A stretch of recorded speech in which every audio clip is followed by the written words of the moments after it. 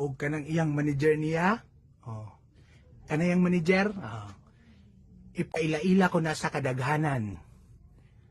Ingna siya, pag di siya mo pirma, ipaila-ila ko na sa kadaghanan kanang iyang mga tirada nila, ug unsa na yung mga panirada nila. Ha? Ana, ingna siya Gil.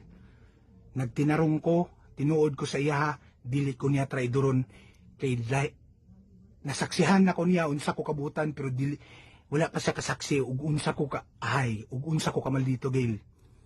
Sige, hutdon na ko akong kwarta, pailan ko na siya kaso. Timan Ikaw ba iba? Anong masuko mga nga si Elias, mobalhin og manager lain? Tala mabunan nimo. Wa nimo tarong nagdala imong grupo. Si Elias mismo niingon sa kaning si labad-labad nga mga isang tabang kay na problema siyang grupo. Kung nagtarong pa yung kwarta bay, ikaw mapiluoy. Hambog mo kwarta, hot imong kwarta, paili kaso. Di ba? Pilde ya mo nga. May hapon ninyo di sir ha, and ma'am. About sir, kana ang nana na sila kung bitaw nana na sila problema sa ilahang grupo, sa ilang banda, sa ilang Edward.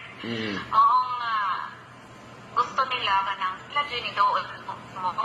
Elias dyan idool na ko mismo, na nga tabang, nga ma'am, hindi kami din mong tabangan, like that. So, ingon ko niya, kasi may problema. So, itong ingon sila. Actually, sir, about me, wala man may nadungog na ako, wala ko.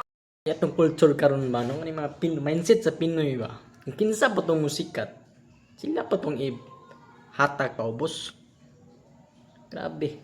Bulok ka nga style niya itong dapat mo suportada sa mga tao nga atong blagpakan bitaw nga ilang na-achieve ilang goals bitaw nilang nakuha ilang future nila nga musikat sila bitaw dili kay musikat idaw ninyo ayo mo pag inana kay pareha ta Pilipino dili haha